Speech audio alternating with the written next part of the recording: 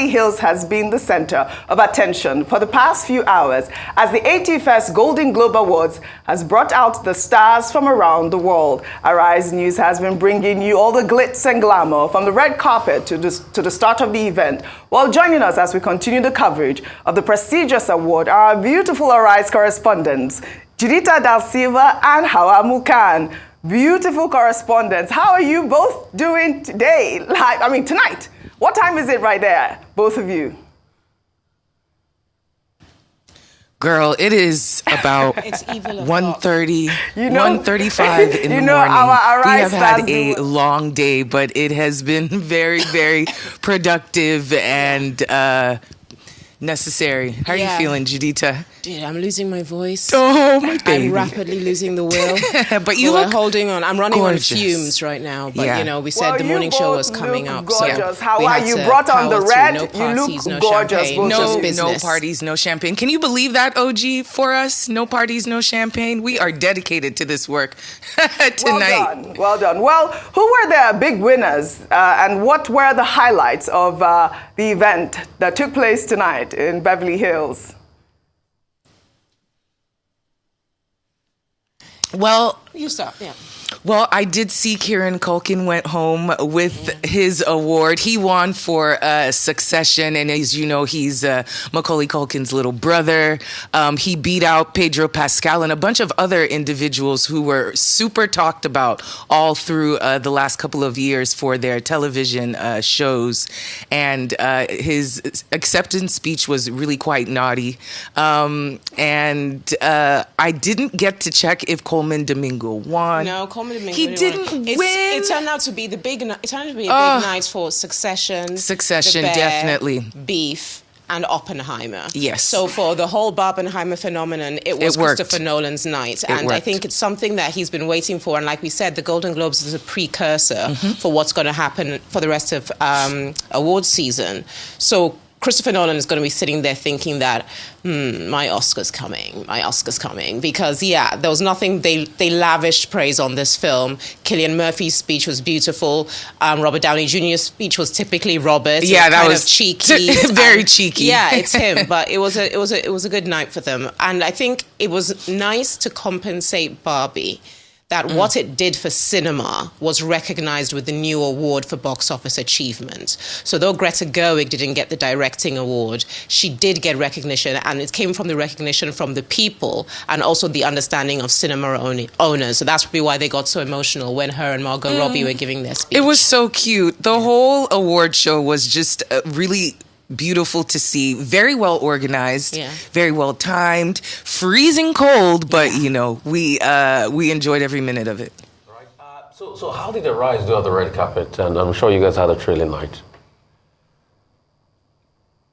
Judita?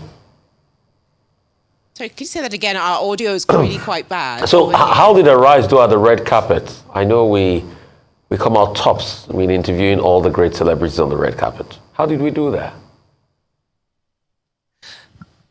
I think that when we first arrived, like you said, it was very well organized, and then they had the names of, I'm telling you, there's press from everywhere in the world. And then we were next to Canal Plus, and we saw the moderator who we saw so many times in the press conferences in Cannes.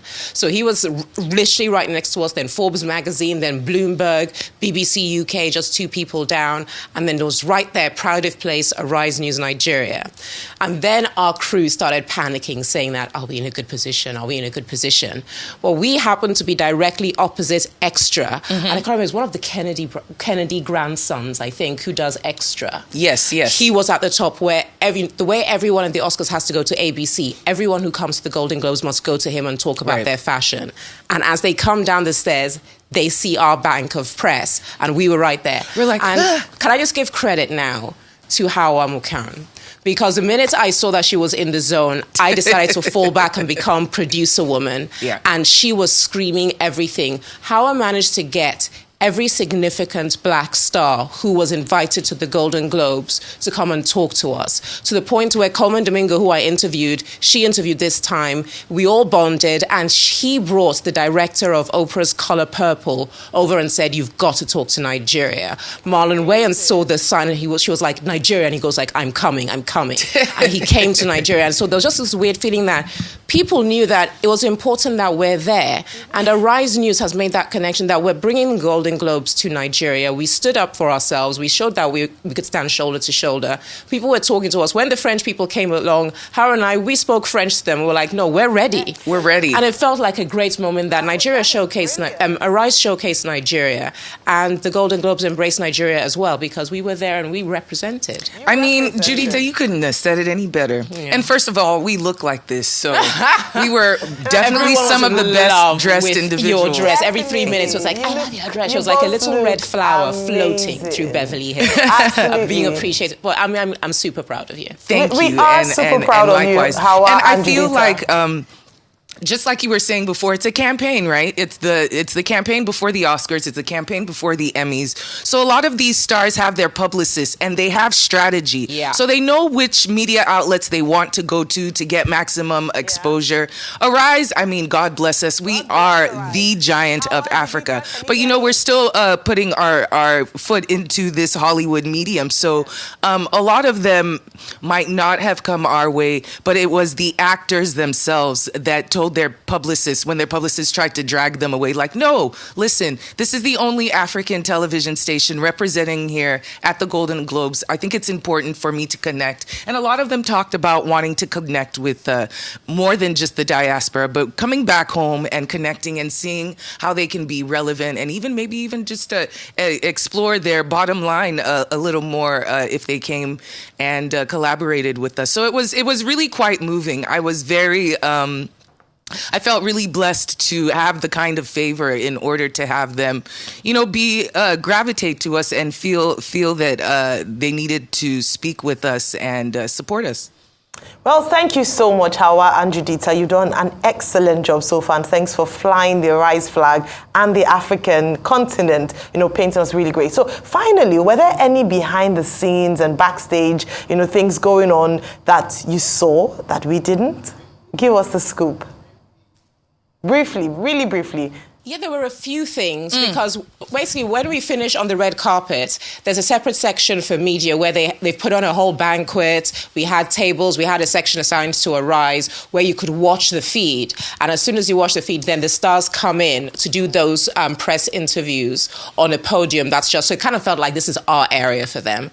But then when you watch the feed, when it goes to commercial, lots of things happen. Oh, yes. So there are naughty people who know those are the sweet spots. So for instance, there was it was like 5 minutes, if not more, where Timothée Chalamet and Kylie Jenner were just literally like romancing the stone, and the cameraman was zooming in, and you could see someone was long lensing them because they didn't realize. Because then he started mouthing, "I love you," then she would kiss him, "I love you," then he would kiss. I was like, and then we were the two old cynics, like, oh, for God's sake. And then next thing we know, social media is swimming with it, but they don't know how extensive that love moment was between them. We saw little things between Taylor Swift because she was not keen on that comedian. And so in the commercial, she would go to her friends, start hugging them, start drinking, start joking, and we're like, stuff goes down in commercial break. So yeah, there was a lot of stuff that we don't know if anybody would post it, who would be bold enough to put it on social media, but it will not be us. Well, that Kylie moment definitely made it on there as we thought it would. And the comedian, you're speaking of Joe Coy, right? The host. I can't wait to see the reviews about how people thought he's not coming his back. performance went. But very, very interesting things we're seeing. Fantastic. My brain is still trying to synthesize most of it. Well done, both of you, for amazing reportage. We are very proud of you. Arise and shine at the Beverly Hills in Los Angeles. You both look amazing tonight in Beverly Hills and this morning in Nigeria. Congratulations, both of you.